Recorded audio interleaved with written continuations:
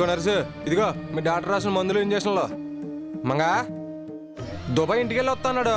మనం బయటికి వెళ్ళి మంచి హోటల్లో టిఫిన్ చేసి టీ తాగొద్దాం. నాకొద్దు. యా ఆకలి వేయట్లేదా?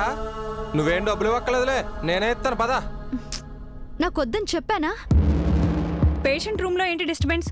వెంటనే బయటికి వెళ్ళండి, పేషెంట్ డిస్టర్బ్ అవుతుంది.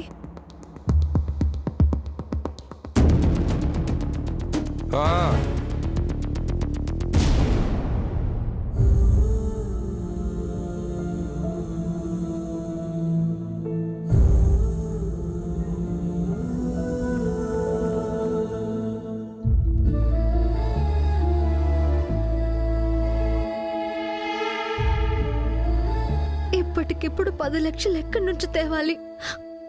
అమ్మనెలా బతికించుకోవాలి? ఎల్లే స్వామి, ఏంటి నాకు దిక్కు? ఏంటే మంగా అంత ఆలోచించేస్తున్నావు? ఆపరేషన్ డబ్బుల గురించేనా? ఈ టైంలో అంతకు మించి ఏం ఆలోచిస్తావులే.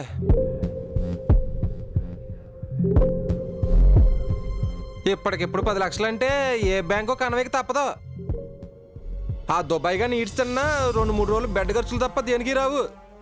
నీ దగ్గర దమ్ముడి లేదు, మరేంటి దారి?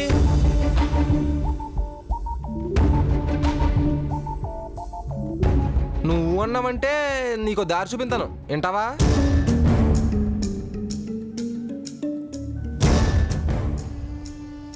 మీ అమ్మని ఇక్కడ దాకా తీసుకొచ్చి నారు పోసినోడిని ఆపరేషన్ డబ్బులు కూడా ఇచ్చి నీళ్ళు పోయలేనా?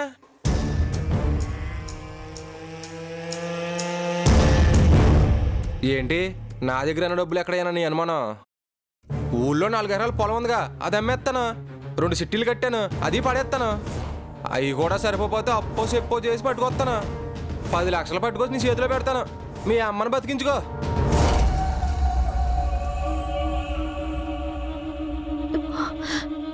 నిజంగానే డబ్బులు ఇస్తావా? నీ మీద ఒట్టే, నువ్వు అన్నట్టేనా? మా అమ్మ ప్రాణాలు నిలబెట్టడానికి నువ్వు డబ్బులు ఇస్తానంటే ఎందుకు వద్దంటాను?